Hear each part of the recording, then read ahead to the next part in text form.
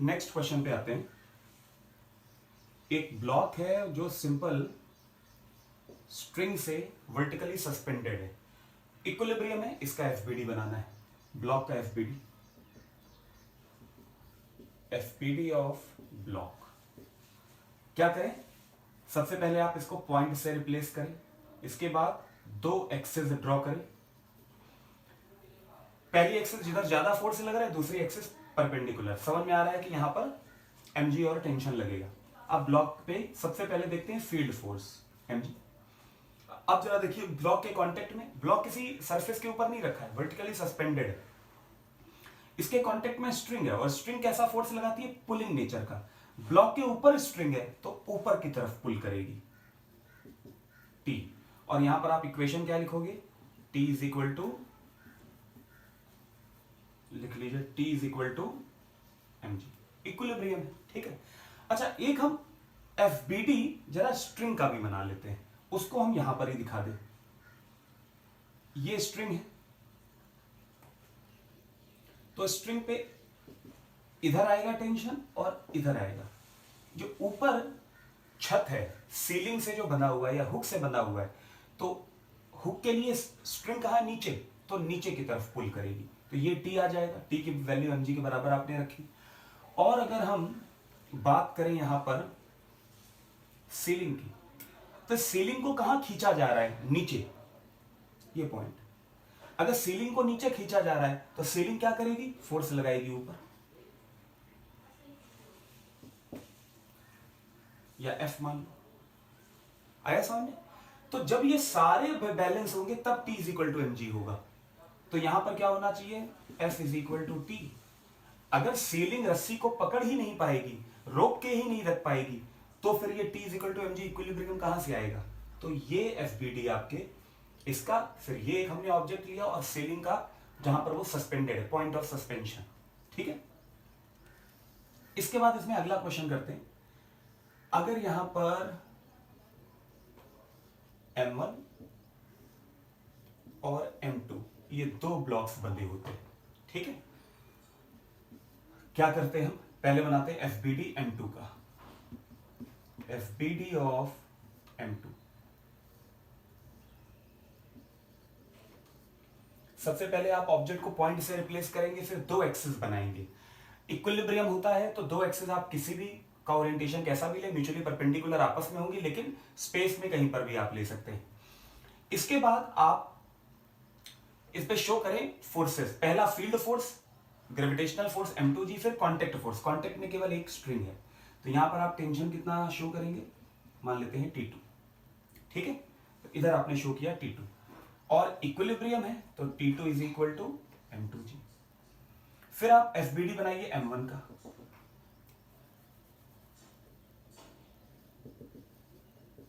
FBD of M1। M1 के FBD में देखिए, पहले तो दिखाइए field force M1g। M1g field force है। अब देखिए M1 के कांटेक्ट में कौन है? ऊपर और नीचे दोनों स्ट्रिंग, तो यहां T2 और ये T2 तो बैलेंस होगा। तो आप इस पर दिखाएंगे तो ये वाला T2 डायरेक्शन M1 पर T2, ठीक है। और जो ऊपर स्ट्रिंग है वो इधर की तरफ फोर्स, ठीक। तो क्या दिखाएंगे? T1। इक्वेशन क्या लिखेंगे? T1 is equal to T2 plus M1g, M2g plus M1g। आप सोच रहे होंगे हम T1 को M1g प्लस M2g क्यों नहीं दिखा सकते थे? बहुत प्रैक्टिस हो जाएगी तब आप ये करिएगा, क्योंकि हर बार ये रिजल्ट नहीं आएगा। ये इस क्वेश्चन में अभी हमने शुरुआत करी है, हर बार ऐसा नहीं होगा, ठीक है। ये इक्विलिब्रियम है तो T1 बराबर, T1 M1 को भी बैलेंस कर रहा है, M2g को भी बैलेंस कर रहा है, तो M1 प्लस M2g। लेकिन FBD के ये स्टेप्स आपको मैं सिखाना चाह रहा हूं, ये स्टेप्स जरूर याद करिए, ठीक है। जब बहुत प्रैक्टिस हो जाएगी तो आप खुद सीखेंगे कि डायरेक्ट रिजल्ट कौन कौन से लिखे जा सकते हैं। नोट करिए इसे। देखते हैं नेक्स्ट एग्जांपल, ठीक। तो अब आप इसका अगर आप FBD बनाएं और आपको यहां पर बताना है कि ये इक्विलिब्रियम है, तो इन दोनों स्ट्रिंग्स में टेंशन कितना कितना होगा, ठीक। तो FBD हम बना रहे हैं ब्लॉक का। इस ब्लॉक के FBD में सबसे पहले फील्ड फोर्स mg। ठीक, कांटेक्ट में ये स्ट्रिंग है, तो यहां पर आप शो कर दें T1, और कांटेक्ट में ये स्ट्रिंग है, यहां पर आप शो कर दें T2। चलेगा ऐसा। अब देखिए इसमें एक एफबीडी का और पॉइंट यूज हो रहा है कि अगर वेक्टर एज्यूम्ड एक्सिस पर नहीं है, अगर वेक्टर एज्यूम्ड एक्सिस पर नहीं है तो उनके कंपोनेंट लीजिए। अब देखिए कितना सही हम लोगों ने किया। यहां पर एफबीडी जब हमने बनाया तो एक्सिस हॉरिजॉन्टल और वर्टिकल क्यों लिया, आप कहीं भी ले सकते थे इक्विलिब्रियम में। ज्यादातर फोर्सेस इसी में आ गए, और जो मैंने पहला पॉइंट बोला कंपोनेंट लेने पड़ेंगे, वो एक का ही कंपोनेंट लेना पड़ेगा, तो कैलकुलेशन कम हो गई ना। ये थीटा है तो ये भी थीटा होगा। आपको पता चला कि ये वेक्टर किस एंगल पे काम कर रहा है। अब इसके आप कंपोनेंट ले लीजिए, वेक्टर रेजोल्यूशन मेथड लगाइए, T2 cos थीटा, और यहां पर हो जाएगा T2 sin थीटा। ठीक है, और अब आपको बताना है अगर इक्विलिब्रियम है तो इक्वेशंस क्या बनेंगे। तो आप लिखेंगे T2 sin theta is equal to mg। जब आप y एक्सिस के लिए देख रहे हैं तो केवल y एक्सिस के फोर्स देखिए, x एक्सिस के नहीं, केवल y एक्सिस पर T2 sin थीटा और mg है बस। ठीक है, तो T2 sin theta is equal to mg। और जब हॉरिजॉन्टल देखें तो केवल हॉरिजॉन्टल डायरेक्शन के फोर्स, तो यहां पर आप लिखेंगे T2 cos theta is equal to T1। ठीक, तो आप T1 की वैल्यू यहां से पता कर लें। T2 की वैल्यू सबसे पहले T2 अपॉन साइन थीटा, और T2 की वैल्यू अगर आप यहां रख देंगे mg upon sine theta cos theta, तो T1 आ जाएगा कितना, mg cot थीटा। क्लियर है ना। तो ये आपके दो रिजल्ट। चलेगा। अब यहां पर एक बड़ा इंपॉर्टेंट एक क्वेश्चन बनेगा, मतलब ऐसे ही आप धीरे धीरे जितनी ज्यादा प्रैक्टिस कर लोगे, याद रखोगे, तो आपके लिए टाइम सेव करना आसान होगा। आप देखो अगर थीटा 45 हो तो T1 किसके बराबर आएगा, mg। ये T1 है, तो ये क्यों क्वेश्चन इंपॉर्टेंट होगा, आप फिगर के हिसाब से देखिए mg लगेगा डाउनवर्ड। अगर mg डाउनवर्ड लगेगा तो T1 mg के बराबर कैसे होगा, ये ऑप्शन देखकर तो समझ में आप तो सीधे कहोगे ये तो हो ही नहीं सकता, T1 mg के बराबर कैसे। डेटा की सेटिंग ऐसी है, ये कॉन्फ़िगरेशन ऐसा, अरेंजमेंट ऐसा दिया है कि T1 mg के बराबर आ जाएगा।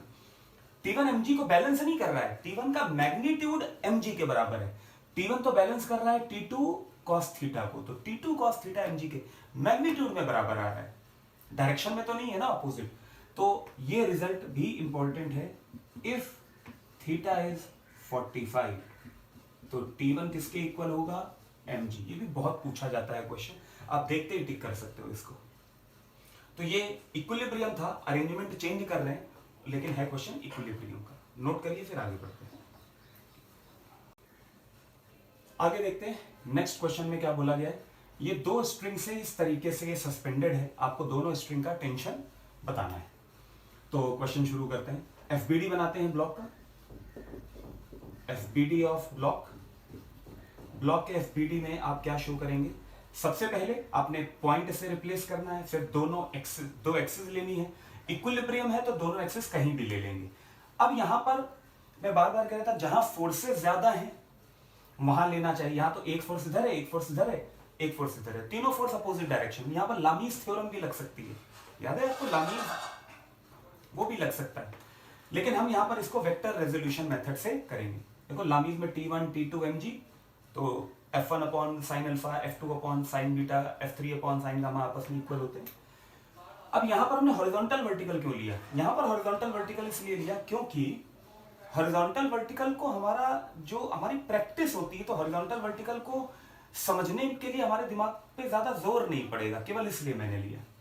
तो यहां पर ये हो जाएगा mg, ठीक है, और यहां पर आ जाएगा एक टेंशन T2 मान लेते हैं, और यहां पर आ जाएगा T1,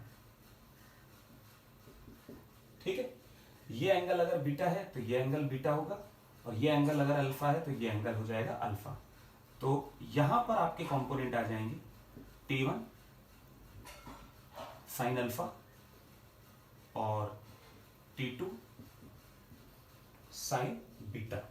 यहां पर कंपोनेंट T1 कॉस अल्फा, यहां पर component T2 cos beta. Equation जब आप वाई एक्सिस के लिए लिखोगे तो केवल वाई एक्सिस यूज करो, T1 sine alpha plus T2 sine beta is equal to mg, और यहां पर T1 cos alpha is equal to T2 cos beta. तो इन इक्वेशन को सॉल्व करके आप T1 T2 पता कर सकते हो। T1 की value T2 cos beta upon cos alpha, T1 की वैल्यू यहां रख दो T2 के टर्म्स में, तो T2 आ जाएगा। ठीक है, तो यहां से आप T1 T2 पता कर सकते हो। बाकी ये है एफबीडी हमने कैसे बनाया, इसे नोट करिए, फिर अगले क्वेश्चन पर आते हैं। नेक्स्ट क्वेश्चन देखते हैं। ये इसमें आपको इस वाली स्ट्रिंग, इस वाली, इस वाली, इस वाली, इस वाली, हर किसी में टेंशन पता करना है। तो सबसे पहले आप एफबीडी M1 का बनाएं। ठीक है, तो लिखें FBD of M1।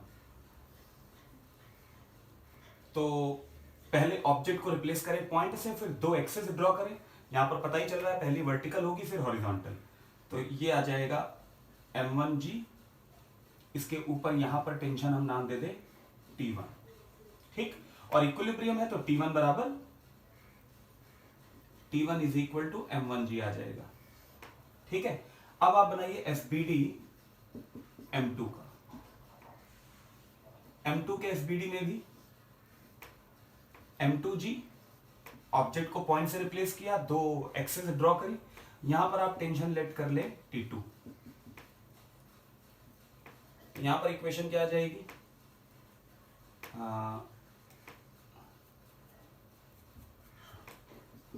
T2 M2G, यहां पर इक्वेशन आप लिख दें T2 is equal to M2G। ठीक है, अब देखिए ये स्ट्रिंग है, यहां पर फोर्स पूरी की पूरी स्ट्रिंग में सेम होगा, तो यहां पर मैंने ऐसे ही शो कर दिया T1 और T2। अब एफबीडी बनाइए ए और पॉइंट बी का। तो अब एफबीडी सबसे पहले बनाते हैं पॉइंट ए का, FBD of point A. A point के एफबीडी में पहले आप शो करेंगे, यहां पर देखिए कोई मास नहीं है इसलिए फील्ड फोर्स नहीं आया, केवल कांटेक्ट फोर्स आएगा। कांटेक्ट में ये स्ट्रिंग है T1, इस स्ट्रिंग पर मान लेते हैं T3, यहां पर मान लेते हैं T4, तो इधर आ जाएगा T4 और इधर आ जाएगा T3। ये एंगल अल्फा है तो ये एंगल हो जाएगा अल्फा। इधर कंपोनेंट आ जाएगा T3 साइन अल्फा, इधर कंपोनेंट आ जाएगा T3 कॉस अल्फा। फोर्सेस को बैलेंस करें, वाई एक्सेस वाले फोर्सेस एक साथ और एक्स एक्सेस वाले एक साथ। तो पहले आप पता कर लें T1 is equal to T3 sine alpha. ठीक, देखिए T1 यहां से पता चल गया तो यहां से T3 पता चल जाएगा। T3 is equal to T1 upon sine alpha, ये आ गया T3। ये हमने कौन सी इक्वेशन यूज की, वाई एक्सिस की। अब एक्स एक्सिस की equation T3 cos alpha is equal to T4। T3 की वैल्यू अगर आप रखेंगे तो ये आ जाएगा T1 cos alpha upon sine alpha cot alpha is equal to T4। और T1 की वैल्यू आपको पता ही है M1G है, तो यहां से आप T3 और T4 पता कर पा रहे हैं। और देखिए A और B के बीच में यहां भी T4 लगेगा, क्यों?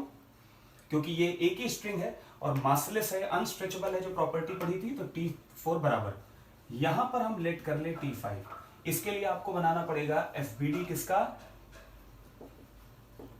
FBD of point B. Point B के एफबीडी में यहां पर आप क्या शो करेंगे T2, यहां पर क्या शो करेंगे T5 और यहां पर T4। ये एंगल कितना होगा, beta.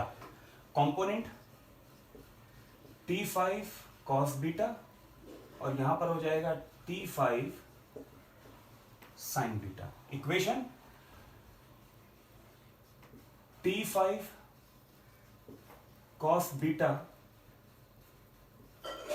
Is equal to T4।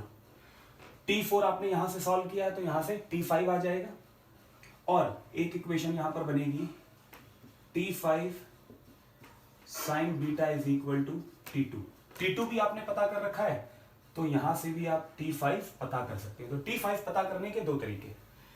तो ये तरीका ज्यादा ठीक है, क्योंकि इस पॉइंट को लिखेंगे तो T2 is equal to mg, इतना कैलकुलेट नहीं करना पड़ेगा। ये है एसबीडी के इक्विलिब्रियम के कुछ एग्जांपल। ठीक, अभी अभी हम और पढ़ रहे हैं, केस चेंज करते हैं। ठीक, नोट करिए पहले इसको। फ्री बॉडी डायग्राम में अगला जो हम चीज यूज कर रहे हैं वो है इंक्लाइंड सरफेस। तो यहां पर जरा शुरू करते हैं इंक्लाइंड सरफेस के केसेस।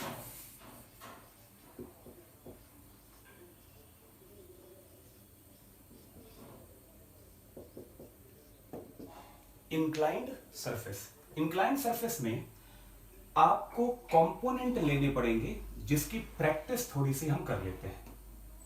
देखिए ये है इंक्लाइंड सरफेस। इंक्लाइंड सरफेस पे हमेशा आप याद रखिएगा आपको 4 एक्सिस ड्रॉ करनी है। एक परपेंडिकुलर टू इंक्लाइंड प्लेन और उसका परपेंडिकुलर, एक हॉरिजॉन्टल और एक वर्टिकल। इंक्लाइंड का परपेंडिकुलर, इसे अगर हम x डैश और इसे अगर हम y डैश लेट कर ले तो ये हो जाएगा x और ये हो जाएगा y। ठीक है, x dash y dash x और y, ये एंगल थीटा। अगर ये एंगल थीटा, देखिए आपने ये परपेंडिकुलर ड्रॉप किया तो ये 90, ये कितना होगा 90 माइनस थीटा, और ये 90 डिग्री है। x डैश और y डैश आपस में परपेंडिकुलर हैं तो ये एंगल कितना होगा थीटा। अगर ये थीटा है तो ये थीटा होगा वर्टिकली अपोजिट। अगर ये थीटा है तो ये थीटा होगा ऑल्टरनेट एंगल। ये थीटा है तो ये एंगल होगा थीटा। तो आपको ये एंगल्स हमेशा याद होने चाहिए, बार बार आप ड्रॉ नहीं करेंगे, आपको याद होने चाहिए। ये टाइम आपका सेव करेगा और सिली मिस्टेक से भी बचाएगा। तरीका ये है, इंक्लाइंड का परपेंडिकुलर, हॉरिजॉन्टल और वर्टिकल। फिर से इंक्लाइंड का परपेंडिकुलर, हॉरिजॉन्टल और वर्टिकल। ये आप 4 लाइनें, 4 एक्सिस ड्रॉ करेंगे। फिर ये इंक्लाइंड प्लेन का एंगल दिया होगा थीटा, ये थीटा, एक छोड़ के एक थीटा, एक छोड़ के एक थीटा, एक छोड़ के एक थीटा, एक छोड़ के एक थीटा, एक छोड़ के एक थीटा। समझ गए? और जो जगह आप छोड़ रहे हैं वो सारी 90 माइनस थीटा है। 90 माइनस थीटा, एक छोड़ के 90 माइनस थीटा, फिर इसको छोड़ के 90 माइनस थीटा, 90 माइनस थीटा। तो थीटा 90 माइनस थीटा, ये चीजें आपको याद होनी चाहिए, आपका काफी टाइम बचेगा। अब देखिए ये इंक्लाइंड मैंने ऐसे दिखाया, हो सकता है कि आपको इंक्लाइंड ऐसे दिया गया हो, तो यहां पर भी आप क्या करें, एक ड्रॉ करें इंक्लाइंड प्लेन के परपेंडिकुलर, एक ड्रॉ करें हॉरिजॉन्टल, एक ड्रॉ करें वर्टिकल। ये एंगल है थीटा, ये एंगल है थीटा, ये एंगल है थीटा। एक छोड़ के एक एंगल, एक छोड़ के एक एंगल, एक छोड़ के एक एंगल, एक छोड़ के, समझ गए? और जो बच रहे हैं वो सारे के सारे क्या होंगे 90 माइनस थीटा। तो ये बहुत ज्यादा इंपॉर्टेंट है बिगिनर्स के लिए। आगे चल के तो ये आपको बहुत आसान लगने वाला है। ये तो शुरुआत में मैं आप इस बात पे इतना जोर दे रहा हूं कि भैया इसे याद कर लो, ठीक है? तो बहुत बहुत बहुत ज्यादा इंपॉर्टेंट है ये चीज। अब हम इसे अप्लाई करके देखते हैं। इसे जल्दी से नोट करिए और एक बार प्रैक्टिस करिए, फिर हम लोग आते हैं अगले क्वेश्चंस पे। अब शुरू करते हैं इंक्लाइंड प्लेन पर हम किस तरीके से फ्री बॉडी डायग्राम ड्रॉ करेंगे। तो क्वेश्चन आपको मिलता है, ये एक ऑब्जेक्ट मास m और ये स्ट्रिंग से बंधा हुआ है। अभी हम लोग, आप देख रहे हो सारे के सारे क्वेश्चन कौन से कर रहे हैं, इक्विलिब्रियम के। इक्विलिब्रियम के एसबीडी बनाने के बाद जब मोशन हो रहा होगा तब हम क्वेश्चन कैसे कर रहे होंगे वो भी हम आएंगे, लेकिन वो थोड़ा रुक कर आएंगे। अभी हम लोग केवल वेक्टर का एप्लीकेशन फ्री बॉडी डायग्राम के साथ देख रहे हैं। एफबीडी बनाते हैं स्मॉल m का। अब ये तो इक्विलिब्रियम में है, अगर इक्विलिब्रियम में है तो सबसे पहले ऑब्जेक्ट को रिप्लेस करो पॉइंट से, फिर आप कंपोनेंट लेंगे। मैं जानबूझकर एक्सिस हॉरिजॉन्टल की जगह इंक्लाइंड और उसका परपेंडिकुलर ले रहा हूं, क्योंकि आगे चल के आपको इसकी जरूरत ज्यादा पड़ेगी। मैंने बोला था कहीं पर आप हॉरिजॉन्टल और वर्टिकल लेंगे तो भी आंसर वही आएगा, ठीक है। ये एंगल आपको दे रखा है थीटा। सबसे पहले क्या शो करेंगे, फील्ड फोर्स, और उसके बाद शो करेंगे कांटेक्ट फोर्स में टी, और यहां पर contact force normal reaction. Free body diagram दिखाना जरूरी है। ये थीटा है तो ये एंगल थीटा होगा। अब जो वेक्टर एज्यूम्ड एक्सिस पर है वो तो ठीक है, अदरवाइज आप दूसरों के कंपोनेंट लीजिए। तो mg के यहां पर कंपोनेंट लीजिए, ये आ जाएगा mg cos थीटा, और ये आ जाएगा mg sin थीटा, ठीक है। mg cos theta, mg sin theta. अब इक्विलिब्रियम है तो आप बैलेंस करिए, t is equal to mg sin theta, ये x डैश, ये है y डैश, तो t mg sin थीटा के बराबर है, और नॉर्मल रिएक्शन किसके बराबर है, mg cos theta. Normal reaction is equal to mg cos theta. Note करिए, एक सिंपल सा क्वेश्चन है। तो ये एफबीडी इंक्लाइंड प्लेन पर बनाया है, कंपोनेंट लेना इंपॉर्टेंट था, इसलिए मैंने पहले वो एक ट्रिक बताई, ठीक है। नोट करिए इसको। ये एक आपको फिगर ड्रॉ करके दिया गया है, आपको बताना है अगर ये सरफेस स्मूथ है, अभी हम सारी की सारी सरफेसेस स्मूथ ही ले रहे हैं, अभी हम फ्रिक्शन रफ सरफेस नहीं ले रहे हैं कि फ्रिक्शन यूज हो, सारी सरफेसेस स्मूथ है। क्वेश्चन ये है कि थीटा बताइए कि ये सिस्टम इक्विलिब्रियम में हो, थीटा की वैल्यू के सिस्टम इक्विलिब्रियम में हो। तो आप सबसे पहले एफबीडी बनाएं m1 का, एफबीडी ऑफ m1, यहां पर आएगा m1g, ये एंगल होगा थीटा क्योंकि ये थीटा है, यहां पर कंपोनेंट होगा m1g cos थीटा, यहां पर होगा m1g sin थीटा, ये होगा नॉर्मल रिएक्शन, और ये होगा t, ठीक है। तो आप इक्वेशन यहां पर क्या लिखेंगे, t is equal to m1g sin theta, t is equal to m1g sin theta, normal reaction बराबर m1g cos थीटा, ये हो गया t, ये हो गया t, ये हो गया t, और ये हो गया t, ठीक है। अब यहां पर एफबीडी m2 का बनाइए, एफबीडी ऑफ m2,